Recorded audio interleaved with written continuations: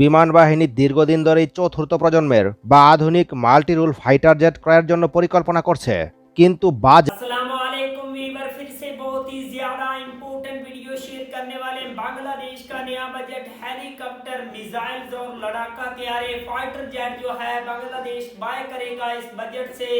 I hope Bangladesh जदीद और powerful किस्म के फाइटर जेट, मिसाइल्स और जितने भी वेपन है उनको बाय करे। Without wasting the time video को स्टार्ट करते हैं।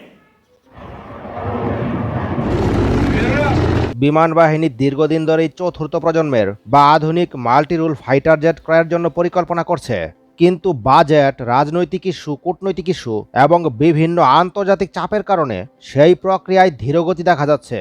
আধুনিক যুদ্ধবিমান পরিচালনার জন্য প্রশিক্ষিত পাইলট এবং কারিগরি জনবল প্রয়োজন।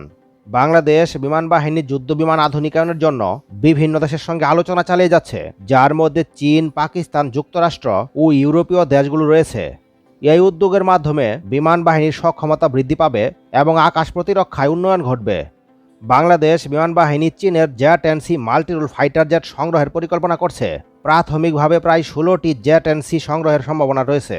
এছাড়া পাকিস্তান ও চীনের যৌথ নির্মিত জ্যাপ-17 ব্লক 3 যুদ্ধবিমান বিবেচনায় রয়েছে, যা পুরনো F-7 সিরিজের বিকল্প হিসেবে ব্যবহৃত হবে। তাছাড়া বাংলাদেশ সরকার 16টি পশ্চিমা মাল্টিরুল যুদ্ধবিমান সংগ্রহের জন্য 25,000 কোটি টাকা বরাদ্দ করেছে। যারা এখনও চ্যানেলটি সাবস্ক্রাইব করেননি তারা সাবস্ক্রাইব করে ফেলুন। আরও বলা হচ্ছে, বাংলাদেশ 96টি যুদ্ধবিমান কিনবে 4 দেশ থেকে। দেশগুলো হলো চীন, দক্ষিণ কোরিয়া, সুইডেন ও আমেরিকা। এই 4 দেশের যুদ্ধবিমান ক্রয়ে কোয়ালিটি ও দামের পার্থক্য রয়েছে। তাছাড়া এক এক দেশ এক এক রকম সুবিধা দিতে পারবে। তাই সব দিক বিবেচনা করে বাংলাদেশের জন্য সবচেয়ে আদর্শ হবে চীনের জেট এনসি। আর সেই সঠিক সিদ্ধান্তই নিচ্ছে অন্তর্বর্তীকালীন সরকার ডক্টর মোহাম্মদ ইউনূস। বলা হচ্ছে, ভারতকে নাস্তানাবুদ করা চীনা যুদ্ধবিমান কিনতে যাচ্ছে বাংলাদেশ। এবার বাংলাদেশ তার আকাশ প্রতিরক্ষা ব্যবস্থাকে আরও আধুনিক করতে চীনের তৈরি চতুর্থ প্রজন্মের জ্যাপ-17 থান্ডার ব্লক 3 যুদ্ধবিমান কিনতে আগ্রহ দেখিয়েছে। এই বিমানকে ভিক্টোরিয়াস ড্রাগন নামেও ডাকা হয়। আগে বাংলাদেশ বিমান বাহিনীর ভরসা ছিল পুরনো ধরনের যুদ্ধবিমান, যেমন F-7 ও MiG-29, কিন্তু সময়ের সঙ্গে বদলেছে কৌশল ও নেতৃত্ব। বর্তমানে বাংলাদেশের নেতৃত্ব দিচ্ছেন নোবেলজয়ী অধ্যাপক ডক্টর মোহাম্মদ ইউনূস, যার অধীনে দেশের সামরিক কৌশলে আসছে বড় পরিবর্তন। চীনের এই জ্যাপ-17 ব্লক 3 আধুনিক প্রযুক্তি ও অস্ত্র ব্যবস্থায় সজ্জিত একটি যুদ্ধবিমান। এটি অনেকটাই যুক্তরাষ্ট্রের F-16 যুদ্ধবিমানের মতো, তবে খরচ অনেক কম। পাকিস্তান ইতিমধ্যে এই বিমান ব্যবহার করে ভারতের আধুনিক রাফাল যুদ্ধবিমানের বিরুদ্ধে বড় সাফল্য পেয়েছে। এবার বাংলাদেশও সেই প্রযুক্তি নিচ্ছে। প্রাথমিকভাবে বাংলাদেশ 16টি যুদ্ধবিমান ক্রয়ের পরিকল্পনা করছে। এছাড়া হেলিকপ্টার ও ড্রোন সহ সামরিক শক্তি বাড়ানোর জন্য আরও বড় পরিকল্পনা রয়েছে। সেনাবাহিনীর অন্যতম দাবি ছিল হেলিকপ্টার ক্রয়, যা বাস্তবায়ন করা হয়েছে, কেননা স্পেশাল মিশন হেলিকপ্টারের সংকট বিদ্যমান ছিল, যে কারণে পার্বত্য অঞ্চলে মিশন পরিচালনা করতে হিমশিম খাচ্ছিল। প্রতিরক্ষা সরঞ্জাম ক্রয়ের বিষয়ে আলোচনা এবং একই সঙ্গে হেলিকপ্টার ক্রয়ের আর্থিক অনুমোদনও দেয়, যেখানে উল্লেখ করা হয় মার্কিন যুক্তরাষ্ট্রের প্রতিষ্ঠান বেল কোম্পানি থেকে 4টি হেলিকপ্টার কিনবে বাংলাদেশ সেনাবাহিনী। এগুলো বেল 407 মডেলের স্পেশাল মিশন হেলিকপ্টার। প্রথমে 4টি হেলিকপ্টার ক্রয়ের ঘোষণা দিলেও পরবর্তীতে এর সংখ্যা আরও একটি বাড়িয়ে মোট 5টি হেলিকপ্টার ক্রয় করা হয়েছে।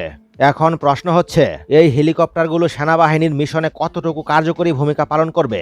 যারা এখনও চ্যানেলটি সাবস্ক্রাইব করেননি তারা সাবস্ক্রাইব করে ফেলুন। বাংলাদেশ সেনাবাহিনী 2022 সালে এই ধরনের 2টি হেলিকপ্টার অন্তর্ভুক্ত করেছে, তবে চাহিদা অনুযায়ী এই সংখ্যা অনেক কম ছিল। তবে সেনাবাহিনী অপারেট করে সন্তুষ্ট হবার কারণে অতিরিক্ত আরও 5টি অর্ডার করে। এই হেলিকপ্টার অপারেট করার জন্য একজন পাইলট যথেষ্ট, তবে একসঙ্গে স্পেশাল ফোর্সের 6 জন সৈনিক বহন করতে সক্ষম। ইঞ্জিন হিসেবে যুক্তরাষ্ট্রের তৈরি শক্তিশালী টার্বোশপ ইঞ্জিন ব্যবহার করা হয়েছে। ইঞ্জিনের ক্ষমতা ব্যাপক হওয়ার কারণে ঘন্টায় 260 কিলোমিটার বেগে ছুটতে পারে।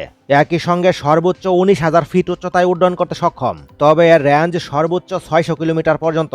সুতরাং পুরো বাংলাদেশের যে কোনো জায়গায় পৌঁছাতে পারবে। সেনাবাহিনীর মূল উদ্দেশ্য পার্বত্য চট্টগ্রামে এই হেলিকপ্টার ব্যবহার করা, কারণ আকারে ছোট এবং মেনটেনেন্স করার জন্য অতিরিক্ত অর্থ লাগবে না। সে কারণে পার্বত্য চট্টগ্রামে যে কোনো সন্ত্রাসী গোষ্ঠীর অবস্থান টের পেলেই আকাশপথে মিশনে যেতে পারবে। সুতরাং পালিয়ে যাওয়ার কোনো পথ থাকবে না। তাছাড়া এই হেলিকপ্টার থেকে মেশিন গান দিয়েও ফায়ারিং করা সম্ভব। সুতরাং পার্বত্য চট্টগ্রামে সেনাবাহিনীর Bell 407 special mission helicopter game changer ভূমিকা পালন করবে তাতে কোনো সন্দেহ নেই।